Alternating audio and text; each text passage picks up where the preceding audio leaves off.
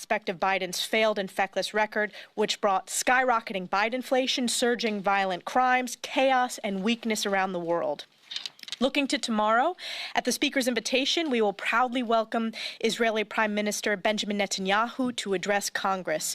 This address comes at a time when Israel is fighting against barbarous terrorists backed by Iran for their very right to exist. House Republicans will always stand with Israel and will not rest until every hostage kidnapped during the horrific October 7th Hamas terrorist attacks is returned home. While we have House Republicans have repeatedly voted in favor of providing Israel with necessary military aid, the Biden-Harris administration and far-left Democrats have turned their backs on our most precious ally, electing to withhold this aid and side with the radical pro-terrorist base of today's Democrat Party. It has never been more crucial to show the world that America stands unequivocally with our most precious ally, Israel. It has been 10 days since the horrific assassination attempt on President Trump. Yesterday, we heard from the Secret Service Director Cheadle, who provided no new updates, was unable to answer the most basic questions, and confirmed to everyone that she is not qualified to keep our nation's leaders safe. She must resign. The American people deserve answers, and House Republicans will not rest until we have transparency and accountability. Today, we are joined by my fellow New Yorker and Oversight Committee member, Nick Langworthy, who traveled to Butler, Pennsylvania to see it firsthand. He is helping to lead the charge demanding accountability from the Secret Service. Nick. Thank you very much, Chairwoman and Leader Scalise, Whip Emmer, and Speaker Johnson. Thank you for the opportunity to be here with you today. The U.S. Secret Service has a zero-fail mission, and they failed massively to protect President Trump and rally-goers on July 13th. Corey Comparatore, a firefighter and a father, he lost his life that day because of that failure. And President Trump is only here by the grace of God. There must be accountability from the U.S. Secret Service for this tragedy. But during yesterday's Oversight Committee hearing, Director Cheadle did nothing but deflect and hide behind the FBI investigation. She's answered more questions from the media than she's answered from members of Congress. She did the impossible yesterday. She united the Oversight Committee on both sides of the aisle because members on both sides called for her resignation in the hearing culminated in a letter from Chairman Comer and Ranking Member Raskin calling for that resignation. I was compelled on Sunday when I woke up to, instead of flying to Washington, to drive so I could stop in Butler, Pennsylvania and see this site with my own two eyes. To see the rooftop of the AGR building where the killer was staged, it is literally a chip shot 9-iron from the podium. Security 101 would have put those buildings within the secure perimeter. The Secret Service did not do its job.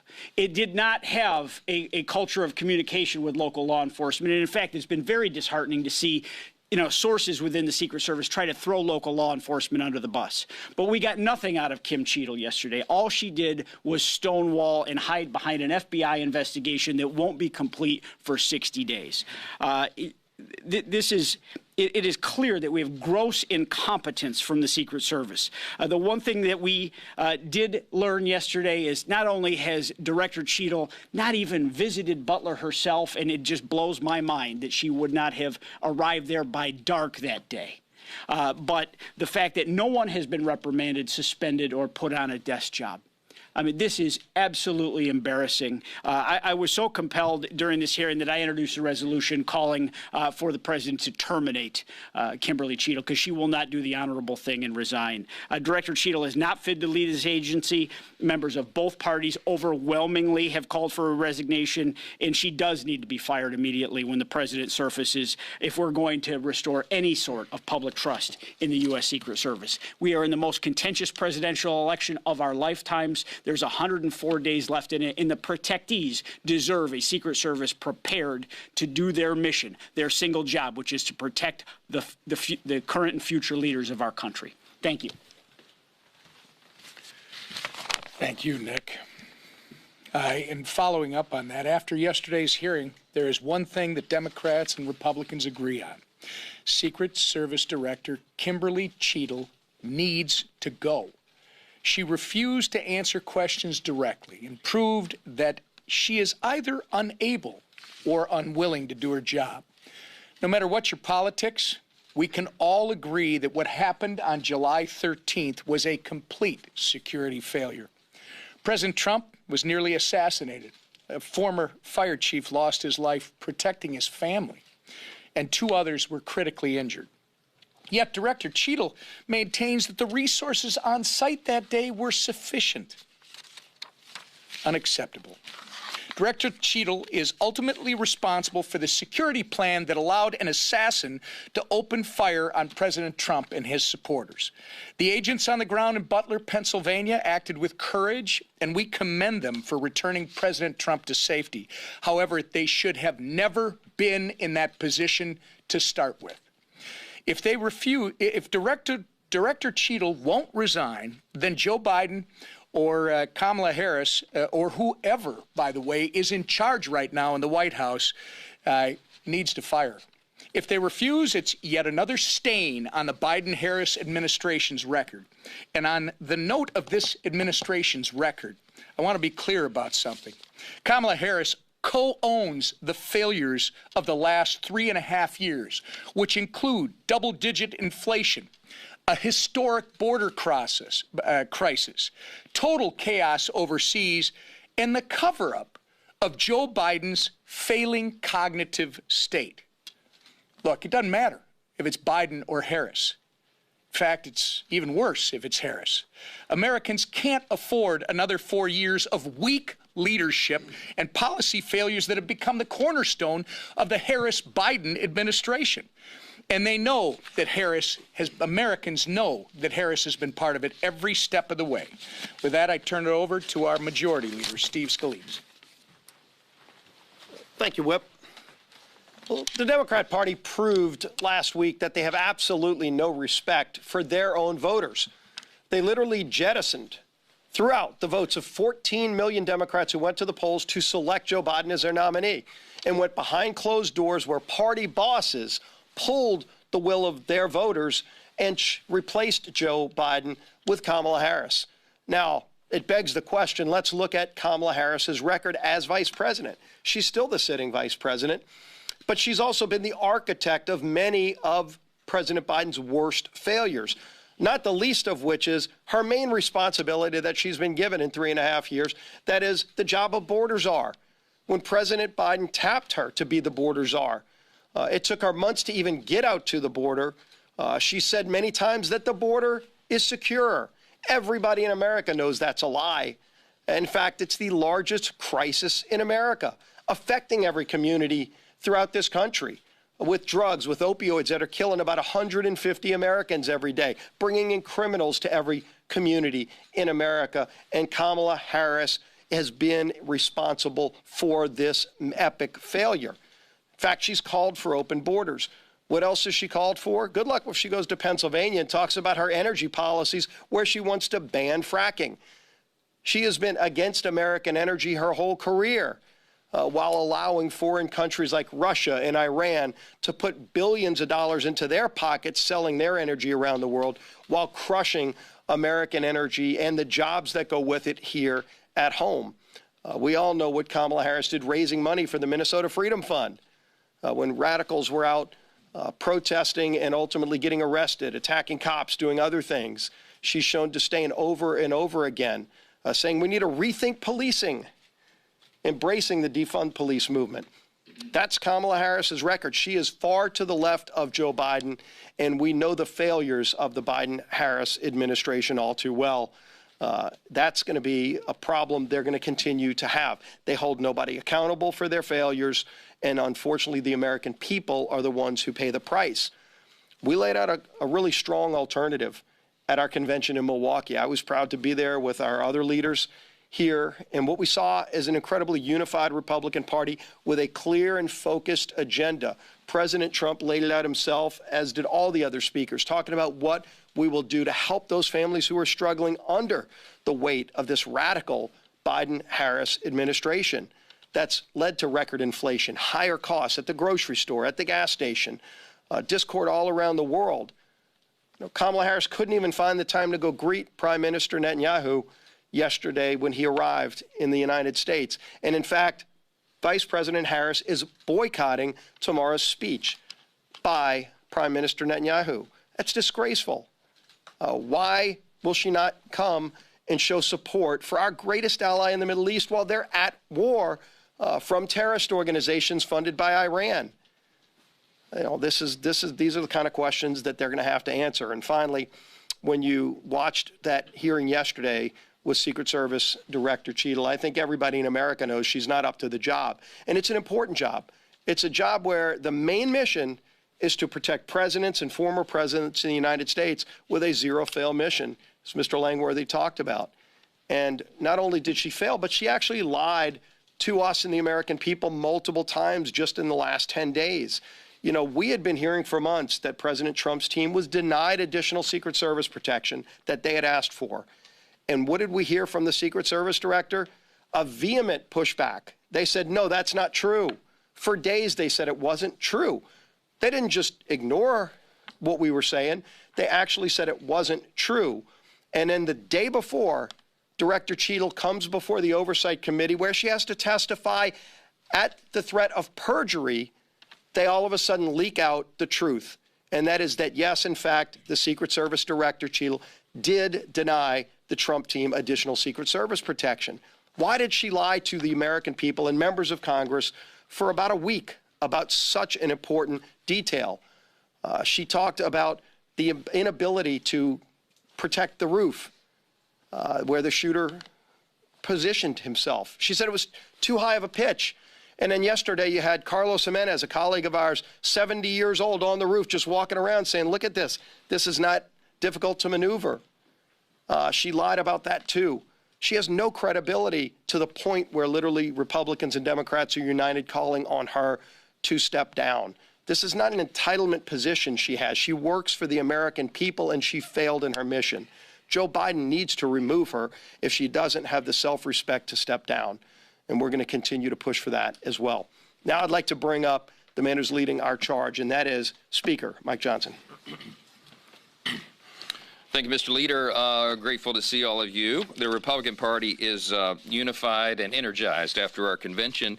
We're excited about this campaign because we have the answers to all the great challenges facing the country. And you've seen the momentum behind the Trump and Vance ticket and all of our party being excited to get out there and have this debate. This election will be about policies and not personalities. And we are delighted to line up the record of President Trump against the Biden-Harris record. It's very clear where we're going. So we're in unprecedented, very challenging times as a country because of the weak leadership out of the White House. And at this unprecedented moment, we have to be clear about exactly what happened here in the last 24 hours or so. Just over, or 48 hours ago, just over 100 days before an election, Democrat Party bosses forced Joe Biden off the ballot. They invalidated the votes of more than 14 million Americans who went through the small d democratic process and chose their nominee for president. The self-proclaimed party of democracy can't claim to be that anymore because they just steamrolled democracy and made a decision in a back room. And one thing is clear. If Joe Biden is not fit to run for president, he is not fit to run the country. We're stating the obvious. We're stating what everybody is seeing with their own eyes. And it's a hard truth, but it's one that the country has to face. Right now, we're facing altogether increased threats around the globe because of this weakness. We're facing threats right here at home, and we're sending the world a dangerous message. America needs strong, resolute leadership at this perilous moment. Joe Biden is not providing that. Kamala Harris is incapable of providing that, and we need to get November 5 here as quickly as possible. I would say this, and I've hastened to remind our enemies around the world, our adversaries around the world, that regardless of the chaos surrounding this White House, I want our adversaries to be reminded that the United States Congress, the United States military, and the American people are fully prepared and committed to defend our interests both at home and abroad, and you should not mistake the drama surrounding Joe Biden as any sign of weakness or any moment of opportunity for you. Our country deserves better. I believe we'll get that after November 5th, and as I said, it can't happen soon enough. Regarding the Secret Service failures, we did have that hearing yesterday. It was outrageous and inexcusable. what happened Saturday last, and I think Director Cheadle needs to go. I called for her resignation within days of the event, and when it became clear that she would not resign on her own, I called on President Biden to fire her. The buck should stop at the White House, and accountability begins at the top. I met with Director Cheadle before the oversight hearing yesterday morning in the back library, and I told her this is not personal, but this is serious business, and she needs to step aside. Since the evening of the shooting, I and all of our colleagues, all the Republicans and Democrats as well, have been demanding the answers, and they have not been forthcoming. The oversight hearing was a bust because she was unable or unwilling to provide the answers that the American people need. Although she says she's taking full responsibility, quote unquote, we know that that's clearly not true. Because of this, it necessitates a specific precise and quick action by the Congress. And so while we have a number of committees of jurisdiction who have already done great work on this, they leapt right into action as you would expect they would do. I think the moment calls for something unique and different. We need to move quickly. We need to get the answers that the American people deserve. And so we are establishing a special task force in the House that will be bipartisan. It'll be composed of 7 Republicans, 6 Democrats. The composition of the committee will be persons who have expertise in the areas in question and a lot of insight about that. We'll give the list of the composition of the committee, the members, by the end of this week. But they'll have 3 primary responsibilities. We have to get the answers, of course, about what happened. We need to make sure that accountability is ensured to the American people, and that we need to prevent anything like this from ever happening again. The committee will have subpoena authority. They will begin immediately. A final report will be due from the committee no later than December 13th, but we could probably expect that there will be interim reports along the way. We have a finite set of facts and circumstances here with regard to the event last Saturday, but there are deeper problems, obviously, in the Secret Service. And I think this task force will be the way for us to get to the bottom of that. Finally, it's been mentioned, I'm happy to welcome Israeli Prime Minister Benjamin Netanyahu for what will be his 4th address to a joint session of Congress. He will set the record, surpassing Winston Churchill as the foreign leader who has addressed Congress the most times, because we live in historic moments and because his testimony directly to Congress is so important with regard to what's happening in Israel right now. 120 hostages languish in tunnels deep in the land over there in Gaza built by Hamas. These tunnels have been, and that includes, of course, 8 Americans, and we cannot forget that. Our 2 nations are united in our common cause to bring the hostages home, and we are united to stand against our common enemies. As Iran and its proxies, including Hezbollah and the Houthis, have become increasingly hostile, they attack Israelis in the north and in Tel Aviv, we have to be clear that Israel is not alone. It has never been more important than it is right now for us to stand with our closest ally in the Middle East and our traditional partner in all these things. And it is outrageous to me and inexcusable that, as the leader mentioned, that Kamala Harris is boycotting this joint session. This is an historic moment. It's an important moment for the country for all the reasons we've said. The gravity of the situation cannot be overstated. And yet, Kamala Harris will abandon her seat.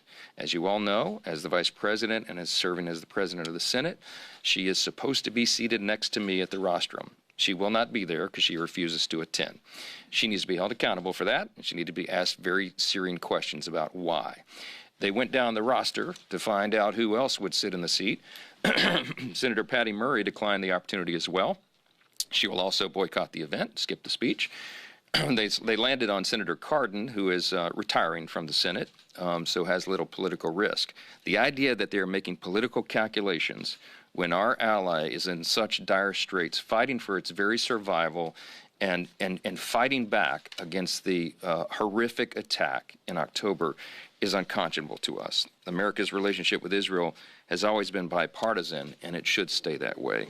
With that, I'll take a few of your questions. Yes, sir, front row. Mr. Speaker, how did Director Cheadle react when you were faced with her in the library yesterday? And secondly, do you support efforts to impeachment? She was very stoic, and you know, I would classify it as sort of non-responsive, just as she was in the committee hearing. she seems to almost, in some way, almost be a little bit in shock about the events. And I just find her demeanor and her responses to be inexcusable and obviously inadequate. And so that's why you see, as was noted, the Oversight Committee is rarely united as it has been, Republicans and Democrats together agreeing that this is ridiculous and that she has to go. It's rather unconscionable to us that she's not been removed. One of our colleagues filed a impeachment motion, resolution regarding her. And impeachment, as we know, is reserved for treason, bribery, high crimes, and misdemeanors. Maladministration and utter incompetence, unfortunately, are not impeachable offenses, but there are other ways to achieve the desired end. As was noted, we have a resolution to call upon President Biden to do his job and fire her, replace her with someone who can handle the responsibilities, and I'm encouraging members to be considering those options and those alternatives, so we'll see where all that goes. Yeah, Manu. Mr. Speaker, as Kamala Harris has become the presumptive nominee, some of your colleagues have been criticizing her over the issue of diversity. Tim Burchett said that she was a DEI hire. Is that appropriate? Listen, this election, as I noted at the outset, is going to be about policies, not personalities. This is not personal with regard to Kamala Harris, and her ethnicity or her gender have nothing to do with this whatsoever. This is about who can deliver for the American people and get us out of the mess that we're in. Every area of public policy is a disaster because the Biden-Harris administration made it that way. And that's what this election is about. I love that we'll have thoughtful debate going forward where the Trump-Vance ticket can present their ideas and our solutions to all this and compare it to the Biden-Harris record. That's the thing about this election cycle. Remember, both of the persons running for president now have a record. They have both served in an administration here within the last several years. So you can compare how you and your family were doing under the first Trump administration and how you and your family are doing now. That's what should be the basis of the decision, and that's why I believe we're going to have a great November. The Republican Party is going to do very well. Yes, in the back. Speaker Johnson, you laid out the case for the geopolitical reasons why the U.S. should support Israel. But as a man of faith who's been clear about the role that plays in how you approach your job, do you also think that there's a moral or biblical rationale for the U.S. to be supporting Israel at this moment? Sure, it's my personal belief. It begins in the first book of the Bible, the Torah, in Genesis, where it says very clearly that God will bless the nation that blesses Israel and curse the nation that curses Israel. So whether you look at this as a matter of faith, whether you look at it in purely pragmatic reasons, it's very important for us to support Israel as the only stable democracy in the Middle East and our one of our closest allies, arguably the most strategic ally that we have. If you do not have a stable democracy in that part of the world, it's a tinderbox. So supporting Israel, both economically, geopolitically, for policy reasons, makes all the sense in the world. But for some of us, it goes even deeper than that because it is a matter of faith. So whatever the reason, there is no logical position that would, for any American to say that they would not support Israel, especially at this desperate time. Iran is close to having nuclear capability, if anybody missed that headline over the last couple of weeks. This is serious business, and we have to take it seriously, and the fact that the administration is not even willing to sit on the rostrum to support the prime minister at this time to us is just beyond the pale. Yes? When you talk about having Ben Cardin come over tomorrow to preside with you over that joint session, and the fact that Vice President Harris has been evidently elevated to being the presumptive Democratic nominee, but talk about the image that sends, especially, and maybe you have a question, and I'd like to hear you on this, what her ability to lead, if she were to be elected president on the national stage, when she's not willing, whether it be scheduling issues or political differences, but to meet with the president, the Prime Minister of Israel on that national stage tomorrow. I mean, these are very important questions, Chad, and I don't have the answers, but I'll be asking them, and I hope that the press corps will be asking them as well. Madam Vice President, you say you want to be the leader of the free world, and yet you can't bring yourself to sit behind our most important and strategic ally in this moment. That is not a good look for you. It's not a good look for America. And it's not a good look for her party that she aims to lead. So I think those are very important questions. I don't have the answers to those questions. Kamala Harris needs to provide them. How can she be expected to be viewed as the leader if she can't fulfill this basic responsibility?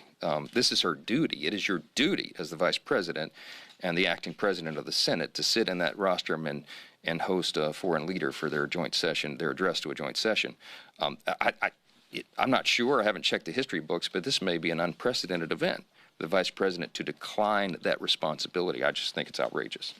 Scott in the back. Thank you, Mr. Speaker. As you correctly noted, the last 48 hours have completely upended the political landscape. Having Kamala Harris at the top of the ticket rather than Joe Biden, how does that change your political calculus or strategy as you're looking to protect your House majority? It doesn't change it at all because she is the co-owner, co-author, co-conspirator in all the policies that got us into the mess. I just made a list when I was sitting in the back this morning.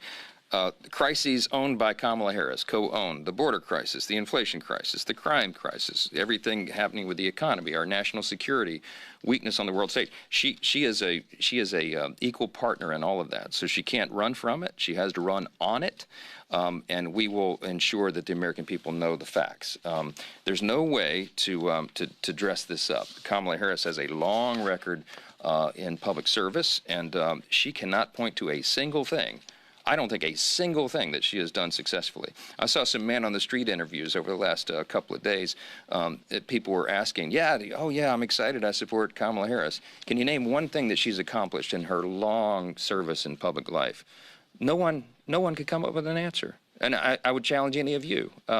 What has she done other than make a mess of everything? So we love this. We love that Kamala Harris is at the top of the ticket. I'm looking forward to the debate, and it will be very interesting to see how it all develops. Thank you all so much. Thank you so much. Can I get your reaction? Director Cheadle is stepping down. She just resigned? She just resigned. Can you say how this changes oversight of the assassination attempt now? Well, she must have been watching our press conference. I'm glad she did the right thing.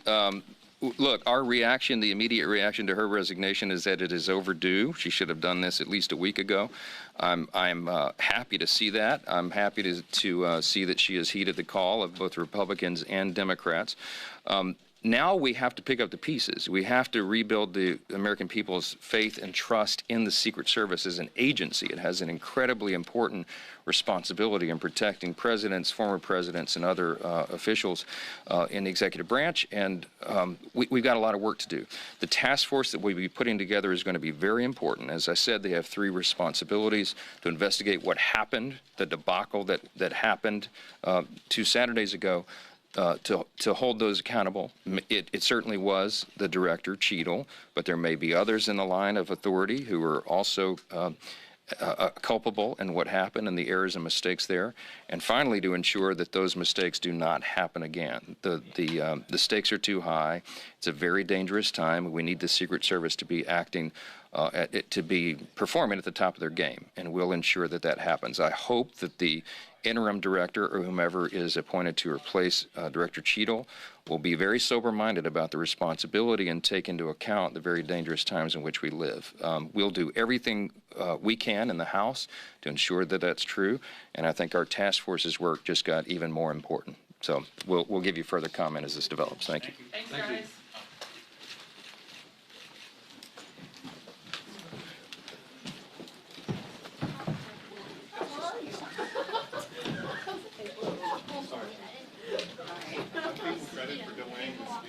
You get full credit for delaying him. He wouldn't have paused for anyone else. So I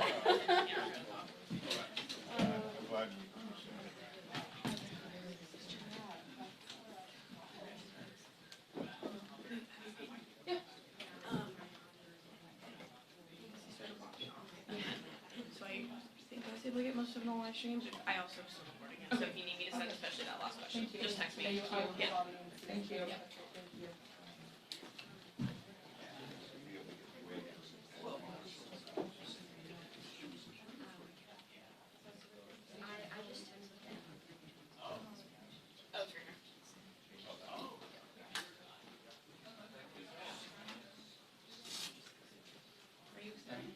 I'm great.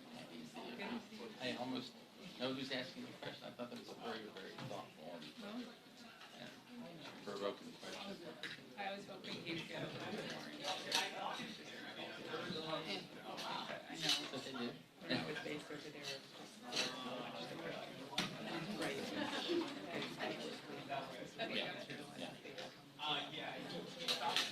you selling jam in your spare time? No, this is like the best Tupperware ever. Oh, good. In the okay. Over there, the wagon.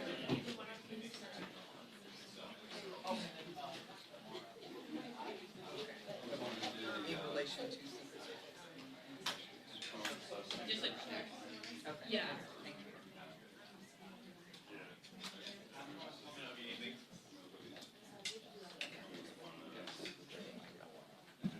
And then the case is like a Interesting.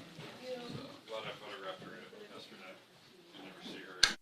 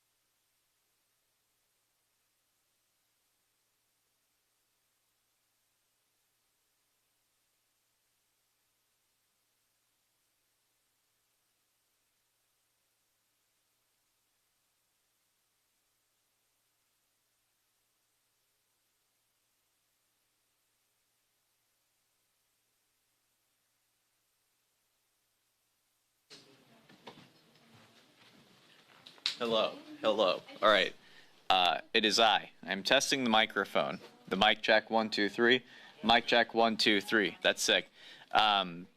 Pursuant to Clause 12A of Rule 1, subsection C, Chair declares the mic check in recess, subject to the call of the chair. Mic check, 1, 2, 3. Mic check, 1, 2, 3.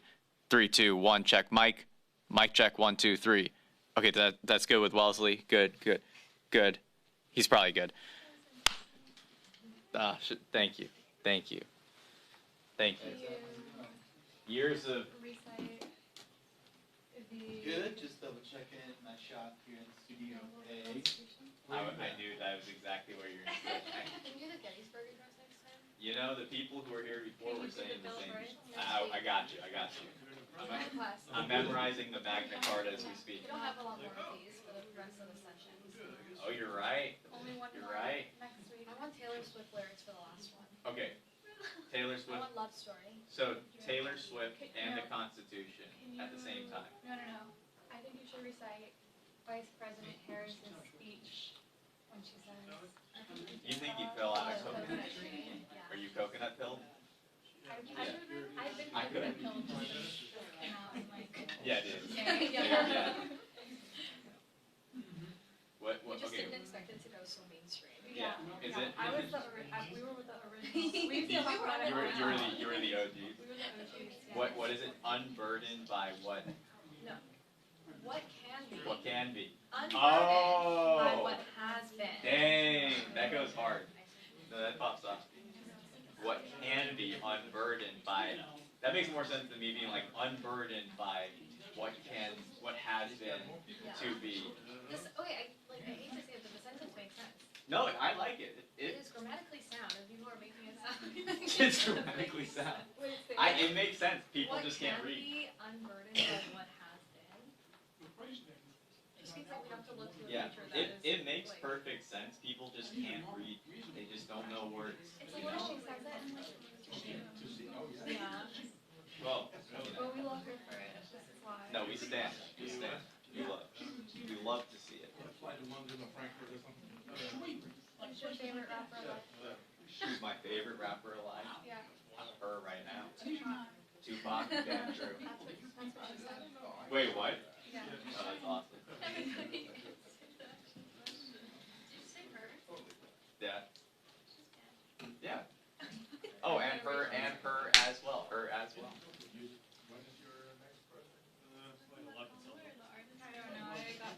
I. That's what it's for. It says on the thing at the plate. I can never read that.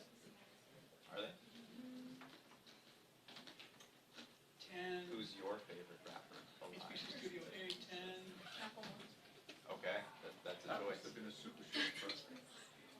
Oh, Steph, there you go. No? Hey man, I like thrift store. No, it's not on there. It's No, not happening. no, I just saw it. Anyway, I'll be back. It's a rip-off. Okay. HBC Studio A, 11:15, right there. So that whole beef is like. I see. Yeah. I see. You're winning. Whose team am I on?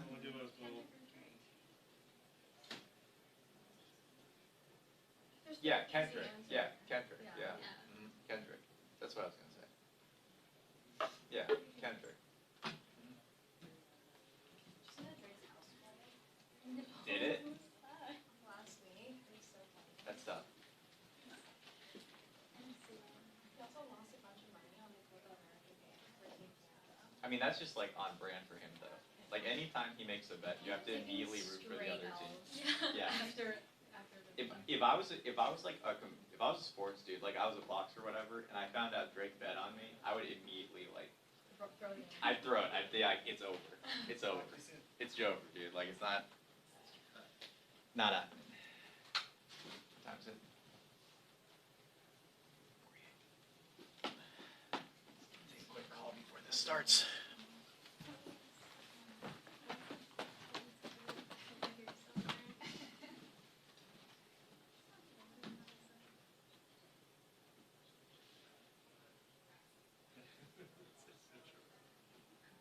Here we go, really. I know. Right? You're right.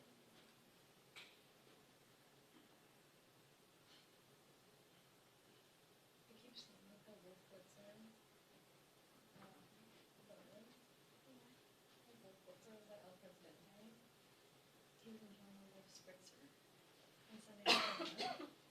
And like, you can see when this was timestamped at 12:47. And by 3 p.m. he was on CNN.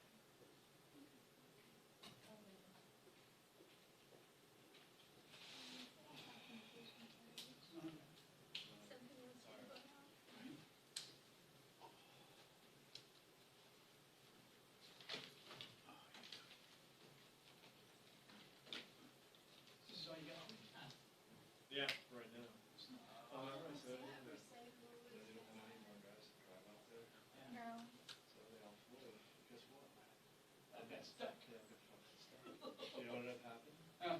Renting cars and driving back? They rented their cars and driving back. And then to drive in another city was more expensive. Yeah, everything was more expensive. Everything.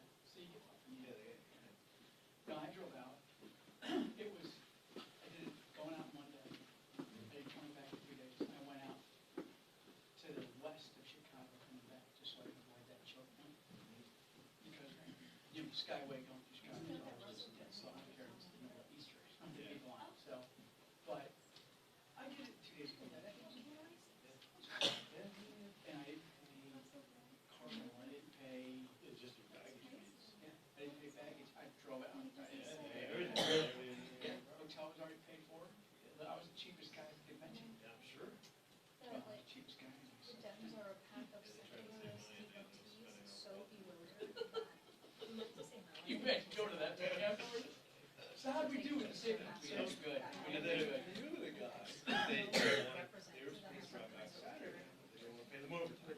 So they were like, yeah. So they were like, all right, we're going to book you on a flight early morning Friday. Book on a couple of hours flight. Well, guess what? Those flights got delayed or canceled. So a bunch of them were in the continuous tour, the ones that were delayed. So they made serious money. They had to spend more money. That's hilarious. Just trying to get guys back. Get it. It's like a full-blown I'd guys in the crowd would be like, all right, well, just try back. Can you not just They would have said a lot more. Honestly, that would save a lot more money, yeah. No, they just want to place a vision of like, if you come in, you can't rent a car, we're going to put you on buses. You know, somebody did the math, you know, 12 to 16 cases. Yeah, the way It's not even